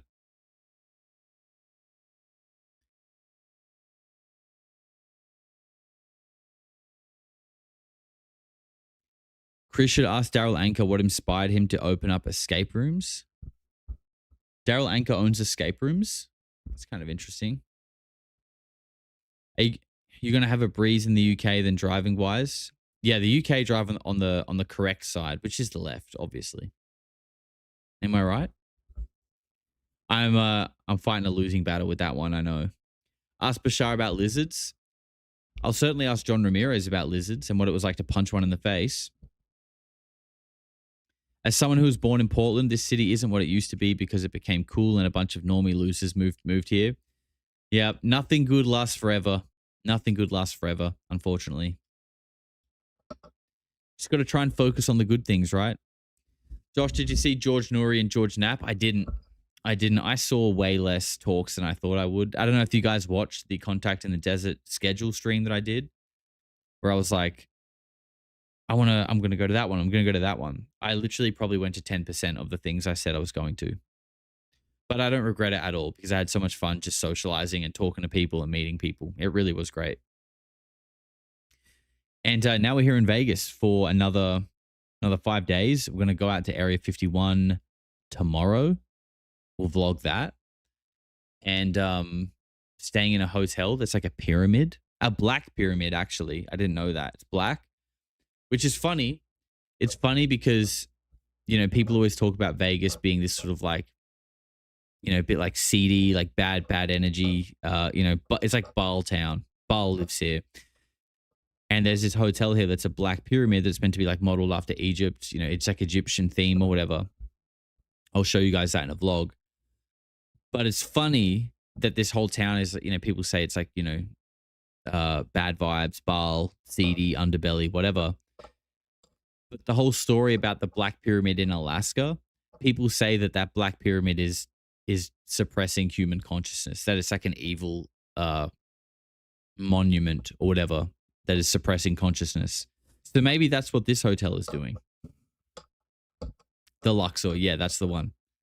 That is the one. We'll be there tomorrow. Well, we'll be at Area 51 tomorrow, but that's where I'm going to stay. Don't be racist towards pyramids. Sorry, it's a pyramid of color. It is a pyramid of color. Lush Power Station. Exactly, DTP. Yep. Exactly. Have you seen the Black Pyramid in Egypt? No. There's a Black Pyramid in Egypt? Surely not. I feel like I would have heard of that. Don't tell me there is and I haven't. Woke Fatigue, thank you very much for gifting a membership. Appreciate you. Lots of deaths building the Luxor. Really? God, that makes it even creepier. So there's going to be ghosts and shit in there. There's going to be spirits stuck in the pyramid. Fantastic. Duncan Trussell wants to blow up the Great Pyramids with Diet Coke and Mentos. That sounds like the most Duncan Trussell thing I've ever heard. Of course he does. Not a bad idea though. I mean, if they don't actually dig under it, I feel like people are going to start doing things like that to it. Pyramid of color. That's right. That's right. Yes, you can go inside, but it's like an Egyptian replica of later dynasties. Okay, so it's not a ruin. It's not an ancient ruin. It's like a replica, sort of like museum type thing. Melbourne to Perth is 5 days. Wow. There you go. That gives you an idea. Guys, takes 5 days to drive from Perth to Melbourne in Australia. And in between that, well, look, to be fair, you probably do get a few towns in between that. You could stop off in Adelaide, which is still probably, that's probably only like 4.5 days before you get to Melbourne. But yeah, it's a big country with nothing in between. So coming here and having all of this stuff in between, it's really cool. Are there ticks in Australia? It's funny you say that, Jen, because we were just having a conversation about ticks the other night. I was being educated about Lyme's disease and basically the dangers of ticks. I actually had no idea, so I don't know. We do have them in Australia, but it's made me realize, like, holy fuck, there are these little things that could be giving me like Lyme's disease and like paralysis and all kinds of shit, which apparently have been like bioengineered. Like Lyme's disease was like a bioweapon released, made by the Americans, apparently. Shout out. So yeah. How is that possible? Driving across the US takes 3 days tops. I'm not sure. I'm just reading the chat. Brisbane to Adelaide is 24 hours. Maybe Perth to Melbourne is like 5 days if you're stopping off. If you drove flat out straight, it could maybe be 3. Just trying to measure the measure the distance in my head. Because yeah, I did Brisbane to Adelaide and it was 24 hours and we barely stopped. It was like going all the way. But yeah, ticks are crazy. Kind of shook that I didn't really know how dangerous they are. And now I'm like, fuck, I've never checked Suki for ticks. You know, touch wood, thank God she's always been okay. I didn't even realize they were like a bad thing to look out for. So there you go. Marin with 9 months says, Josh, you seem to be enjoying yourself a lot in your first visit to the States. Very cool. Hope you enjoy the rest of your journey. Thank you, Marin. I'm having a great time so far. I almost wonder if like, have I set a false standard for myself by going, into contact in the desert, the beauty of Palm Springs, the amazing energy and vibes of all these cool people. Like for the rest of the trip, am I going to be like, oh man, nothing compares to what it was when I got here? But no, I don't think that's going to be the case. I think everywhere I go is just going to be, it's going to be awesome in its own right. I think, what is it? Comparison is the thief of joy, I believe is the saying. And yeah, I don't think I'll be sitting around comparing things, but it has been an amazing first week. Like, yeah, I would say, and a lot of the times when you travel places, and I'm sure some of you guys have experienced this, people tell you stories, you see pictures, you're like, wow, it's going to be awesome. Then you go there and you're kind of like, not as good as I thought it was going to be or whatever. This has been the opposite so far. And I actually already did have, like, I was so excited to come here. I told you guys that. So I did have high expectations, but then actually coming here, I was kind of like, holy fuck, it's even better. It's even more expensive too. But you get that. Get that. You only live once. Money's fake and gay. Who cares? Marin family, keep up the fun and good work. White ass near. Going hard as far. I appreciate it, bro. Thank you for the $10. Clarice, appreciate all your hard work, man. We see you. Thank you very much. I see you too. Toxic Fart says, while in the US, please don't go to Huntsville. We love you too much. Yeah, look, I'll probably steer clear of Alabama just to be safe. Okay, I'm not trying to go missing. Not trying to, have anything. Not trying to mess with the spooks.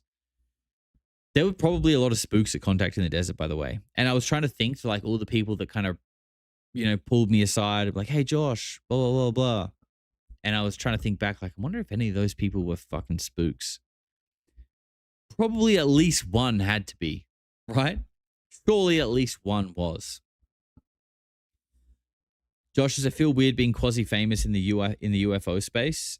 I would say it feels weird being quasi-famous on the other side of the world. Again, like just landing in America and basically going straight to Contact and then immediately people I've never met before going like, oh my God, I love your channel, blah, blah, blah. That was weird, but not in a bad way. Like obviously I was super grateful, but like the feeling of flying so far, like I've been on the road for over 6 months. but I've kind of still been in my time zone. So like none of the flights were that far. But to fly like 15 hours and being on like completely flipped up time zone and then having all these people recognize me, that was like, holy fuck, this is weird. But in a good way. I appreciate it. You're here in Vegas? Yes, sir. Or ma'am. You could be a woman. But yes, I am in Vegas for the week. I want to check you for ticks. Good country song. I'll have to check it out. I definitely need to brush up on my country music while I'm here. That's for sure.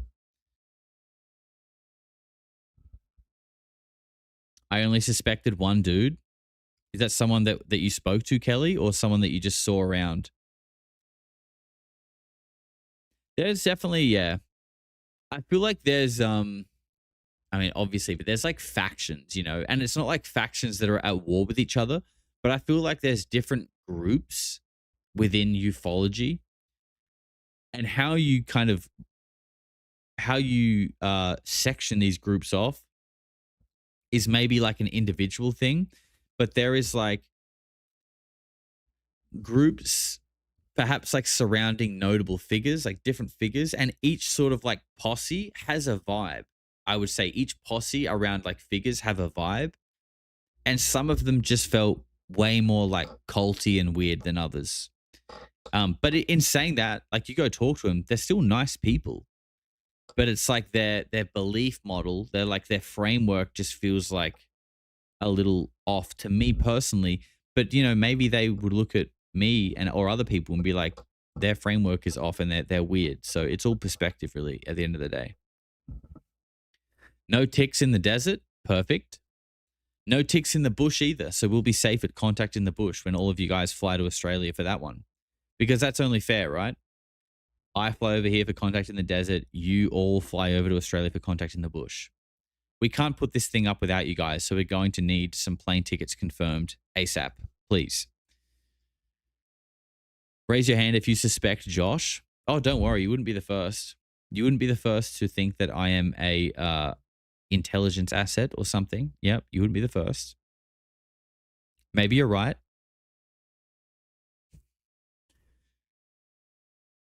Are you going to the Redwoods, Bohemian Grove? Look, I'll certainly not be attending any meetings at Bohemian Grove, despite the abundance of invitations, of course. But no. The Redwoods, do you mean like Sequoia? Possibly. Possibly. Not for a while, though, but I would love to check that out. If that's not what you meant, though, I apologize. I am an ignorant Australian, trying my best. There's something dark and creepy about Michael. Who's Michael? There's many Michaels you could be talking about. Big bro, come to Memphis. Man, I would love to come to Memphis. I actually sat next to a dude on the plane over here. He was from Memphis.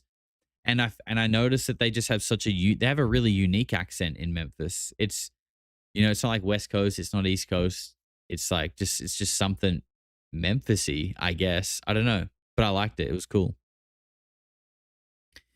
Hey, Josh, met you briefly Saturday evening at Contact in the Desert. You're a solid dude. Enjoy Vegas. Have a few slices on me. They got fire pizza there. Hey, thank you, man. Thanks for coming up to say hello. Thank you for the $20 and thank you for the pizza.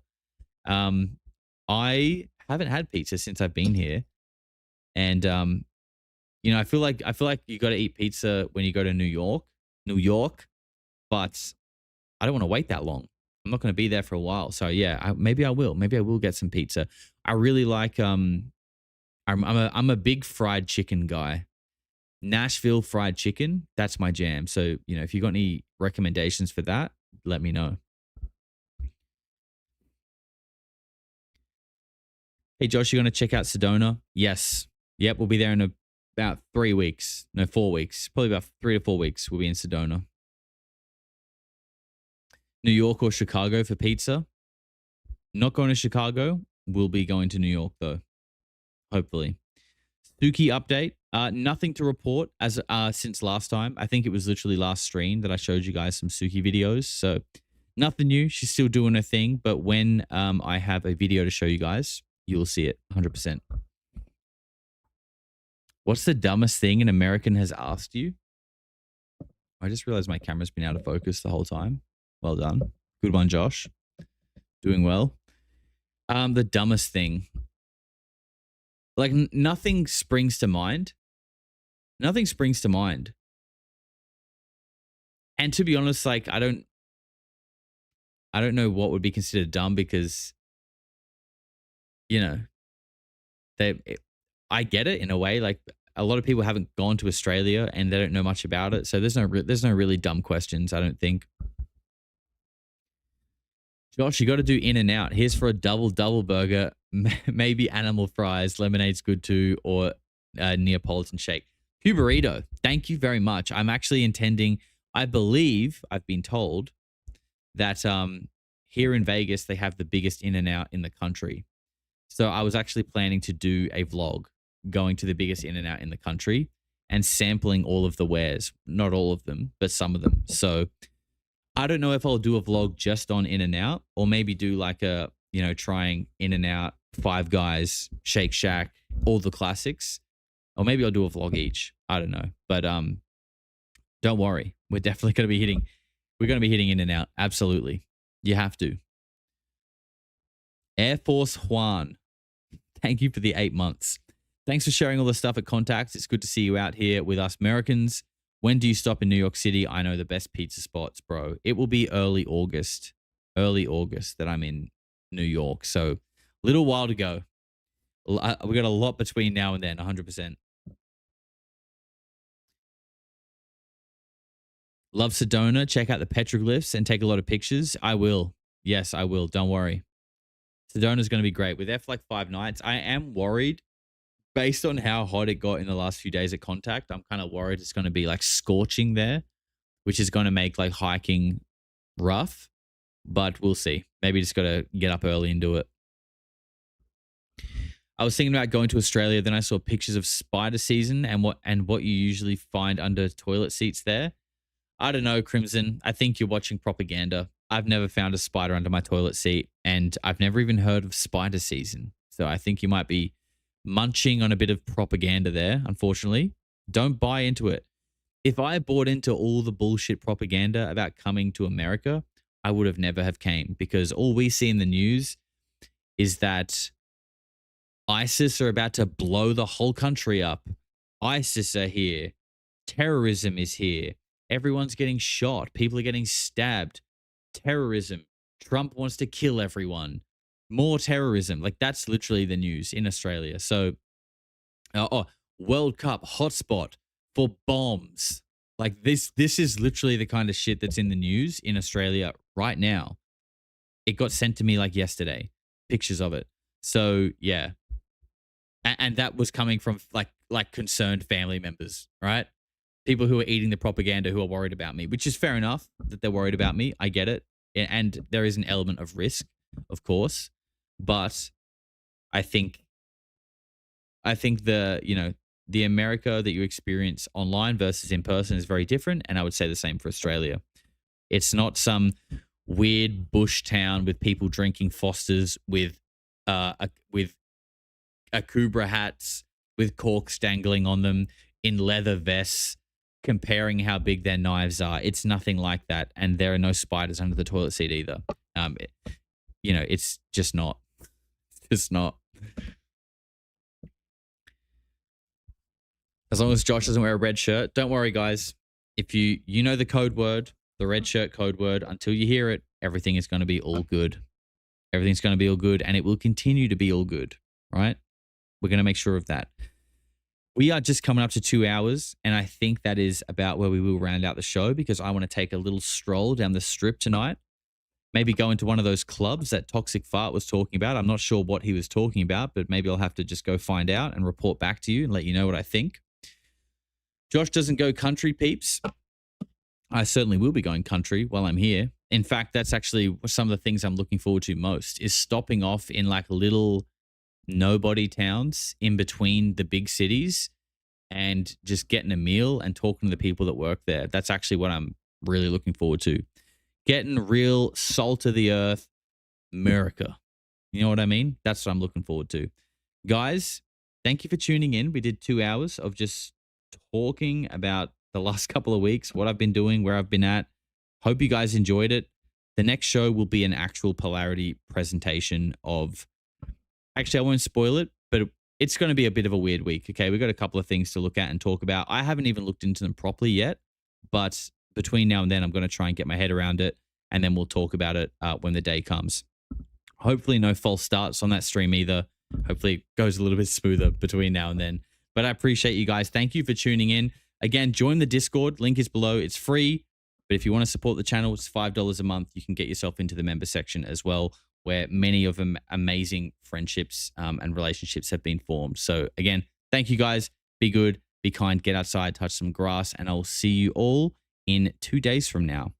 Peace. Eventually people are going to say, what the hell is going on? No matter how far you go into the dark, when you flip, you go exactly the same place to the light in our galaxy. Everything. Because everything is in balance. Everything is a polarity. I think it's just going to get weirder and weirder and weirder, and finally it's going to be so weird that people are going to have to talk about how weird it is.